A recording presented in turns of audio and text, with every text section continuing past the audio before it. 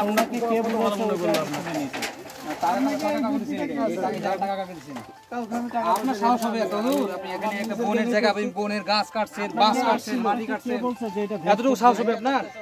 আপনি যে আমাকে বললেন ভেস্টেড জায়গা, এই কথাটা কার কাছে শুনলেন? সরকারি জায়গা স্যার, এটা জানি, এটা এতটুকু সরকারি জায়গা দুই ধরনের আছে। সাথে সাথে মানুষ আপনাকে থাকতে দিছি, এটা সরকারি জায়গা। জি ওইটা আর এই জায়গা এক না, এটা বনের জায়গা। বনের জায়গা আমারও ক্ষমতা নাই কাউকে দেওয়ার। স্যার তাহলে ওই যে আমি যদি কাউকে দেই, আমাকে সরকার আমার চাকরি তো থাকবে না, আমাকে জেলে দিবে।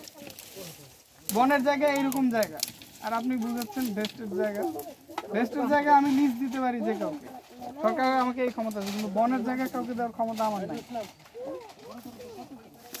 স্যার আপনাকে আমার জন্য প্রাপ্য আপনাকে একটা ঘর দেওয়া হয়েছে, আপনার জন্য তো, আপনার তো ডাবল শাস্তি।